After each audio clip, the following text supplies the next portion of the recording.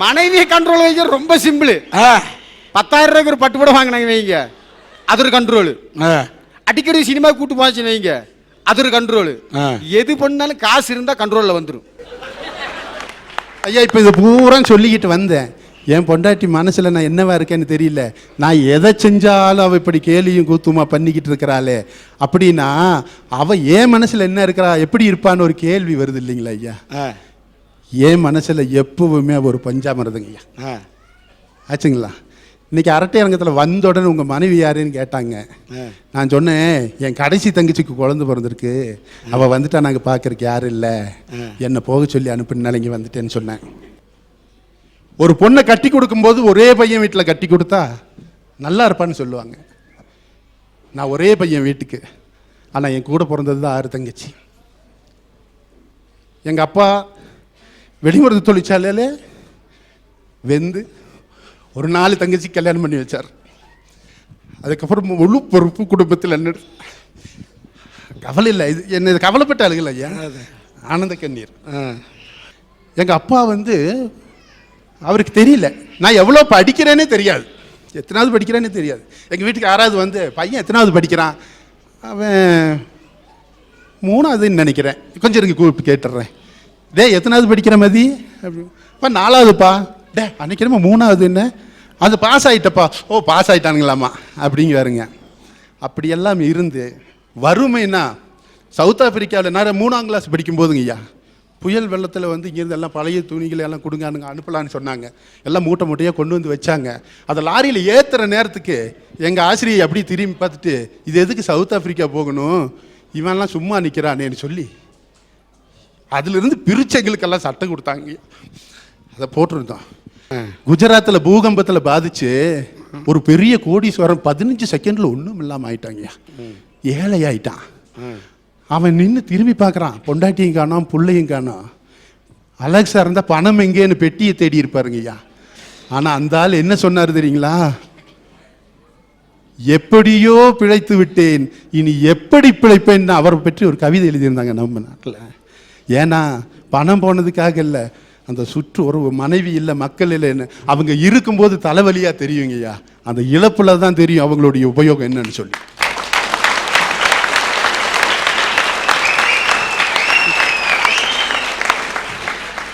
இன்னைக்கு மனைவி மேல பாசம் இல்லாத ஒருத்தன் என் குழந்தை மேல பாசம் வச்சிருக்கேன்னு சொன்ன பொய்யுங்க. சபாஷ்,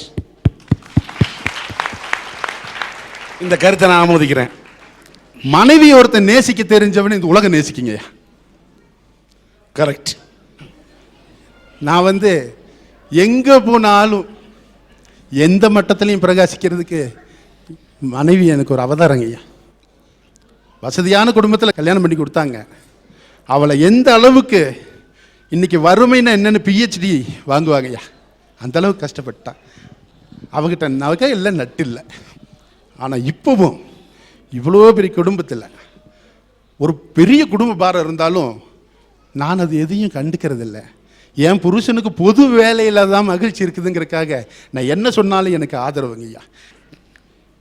எனக்கு என்னுடைய அமெரிக்காவில் இருக்கிற என்னுடைய நண்பன், நீ பொது வேலை செய்கிற, உனக்கு தினம் 100 ரூபா வருமானம் வர மாதிரி உனக்கு ஆட்டோ வாங்கி தரேன்னு எனக்கு ஒரு ஆட்டோ வாங்கி கொடுத்துருக்காங்க. நான் தான் ஓட்டுறேன்.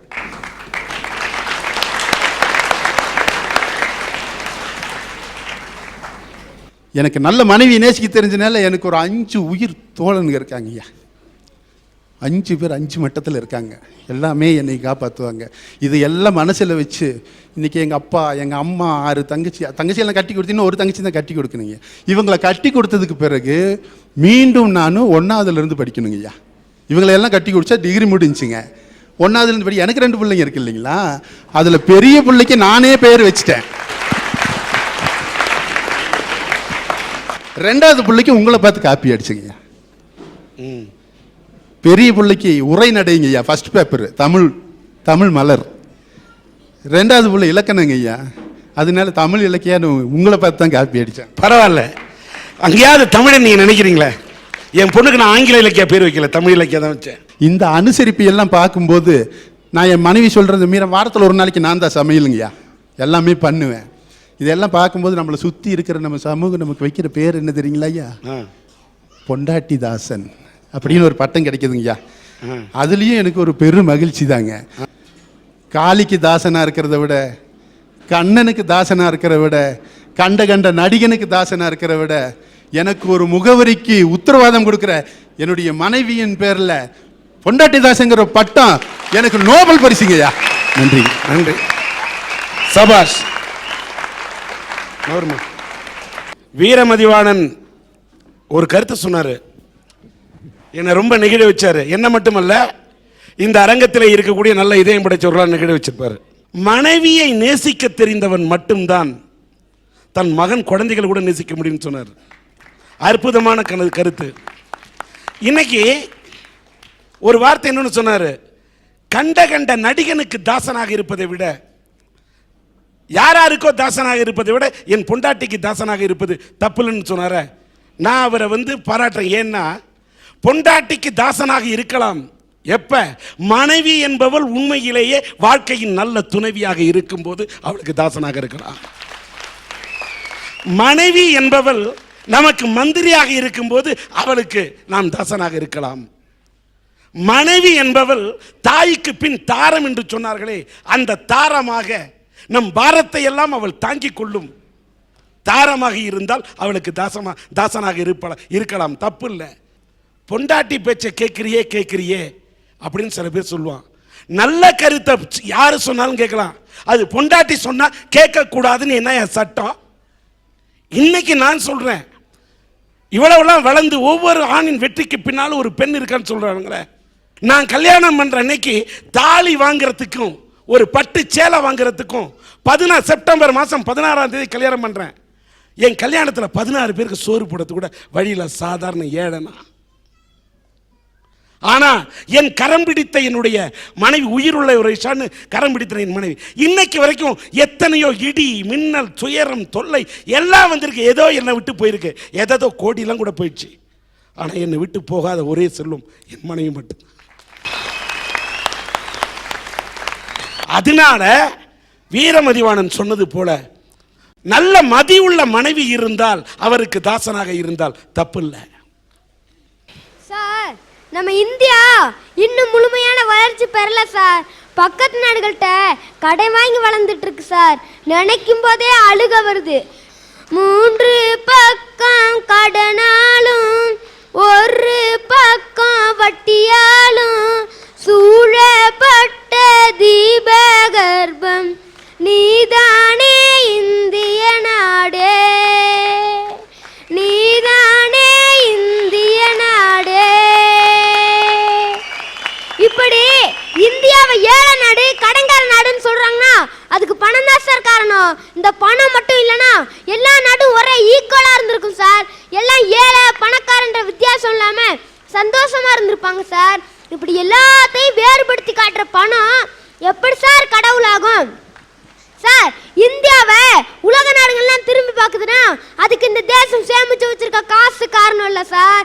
இந்த தேசம் சேமிச்சு வச்சிருக்க கல்வி செல்வம், இந்த தேசம் சேமிச்சு வச்சிருக்க கலை செல்வம், இந்த தேசம் சேமிச்சு வச்சிருக்க ஆன்மீக செல்வம், இந்த தேசம் சேமிச்சு வச்சிருக்க இயற்கை செல்வம், இந்த செல்வங்க தான் சார் இந்தியாவை திரும்பி பார்க்க வைக்குது. காசு திரும்பி பார்க்க வைக்கல சார்.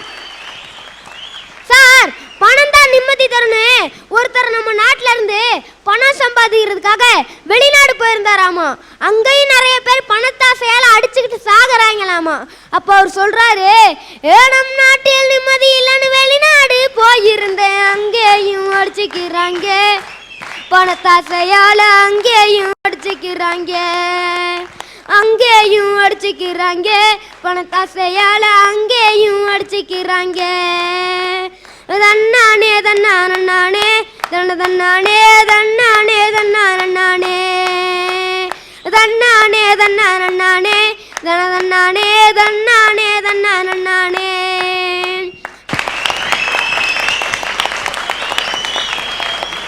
சார், நம்ம ஊட்டி குன்னூர்லாம் நிறைய பேர் எஸ்டேட்டு வீடுகள்னு வாங்கி போட்டு தன்னோட குழந்தைங்களை வெளிநாட்டுக்கு வேலைக்கு அனுப்பியிருக்காங்க சார். இவங்க கிட்டயும் பணம் இருக்கு, அவங்களும் பணம் அனுப்புறாங்க. ஆனா இவங்க கிட்ட போயிட்டு பணம் நிம்மதியே சந்தோஷத்தை தருதான்னு கேட்டா கதறாங்க சார். எங்களுக்கு பணம் முக்கியம் இல்ல, எங்க குழந்தைங்களோட அன்பும் பாசமும் தான் முக்கியம்னு சொல்றாங்க சார். அப்ப எப்படி சார் பணம் கடவுளாகும்?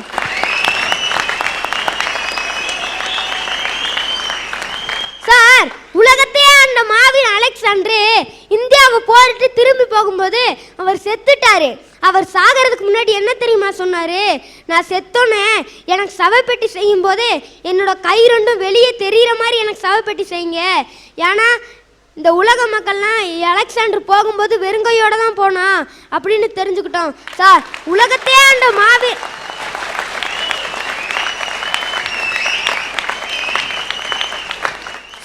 உலகத்தையே அந்த மாவீரன் அலெக்சாண்டர் கூட பணம் முக்கியம் இல்ல, பணத்தினால எந்த உபயோகமும் இல்ல அப்படின்னு தான் சார் சொல்லிட்டு செத்தாரு.